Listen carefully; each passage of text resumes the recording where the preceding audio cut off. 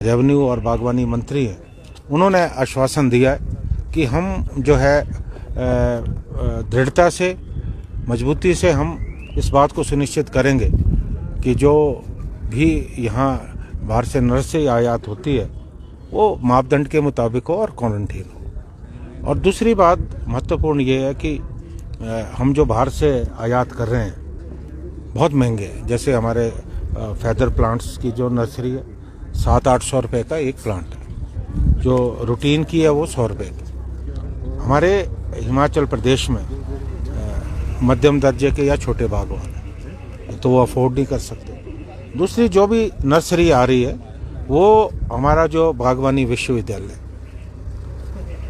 उनके थ्रू जो है वो वितरित की जा रही है। तो मेरा ये प्रश्न था कि बागवानी विश्वविद्यालय को बने कितने साल हो गए, और मुझे वहाँ जो साइंटिस्ट है उनकी काबिलियत पे संदेह नहीं है, कितना पैसा अनुसंधान पे खर्च हो रहा है।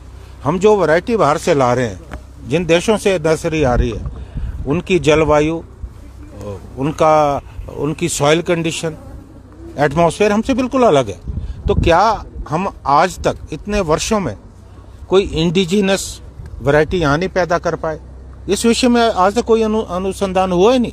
और मुझे खुशी है कि बागवानी मंत्री ने इस बात को माना कि उन्होंने इस कमी को जो है बिल्कुल महसूस किया और सदन में ऑन रिकॉर्ड बोला कि इस मामले में रिसर्च नहीं हुई है। तो हम इतना पैसा क्यों बर्बाद कर रहे हैं? तो हमें लगता है कि आज समय आ गया है कि हम अपने इस उद्योग को बचाने की कोशिश करें।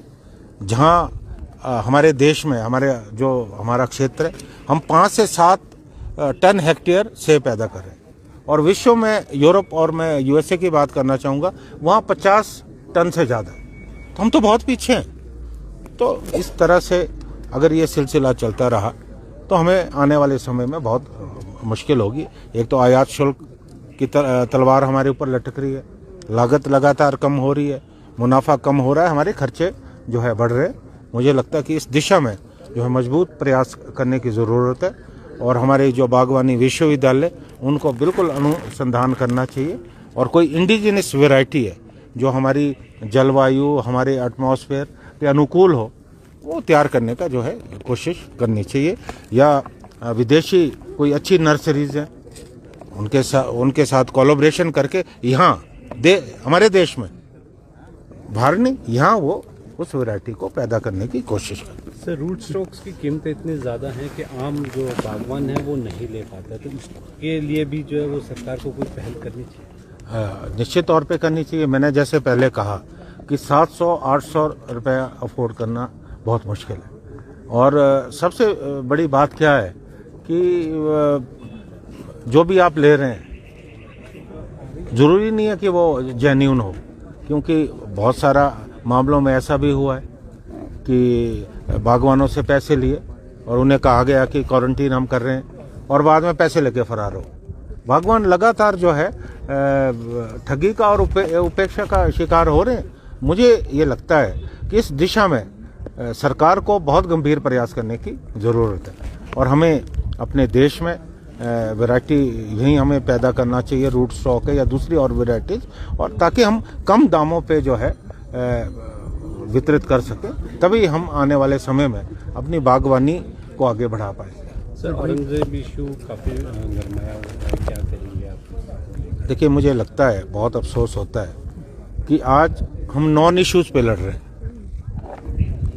आज ज़रूरत इस बात की है कि हम बेरोजगारी को लेकर, महंगाई को लेकर ये बात करें, लेकिन मुझे ये लगता है कि ये सुनियोजित रणनीति के तहत हो रहा है, क्योंकि जिस तरह से देश पे कर्जा बढ़ रहा है, लगातार महंगाई बढ़ रही है, बेरोजगारी बढ़ रही है, तो लोगों का ध्यान भटकाने का प्रयास किया जा रहा है। और ये बहुत आसान तरीका है राजनीति में कि जो आपके मूलभूत मुद्दे हैं उनसे अगर आपको ध्यान हटाना हो तो आप धर्म की बात करो, आप जाति विशेष की बात करो, ताकि लोगों को आपस में लड़ा।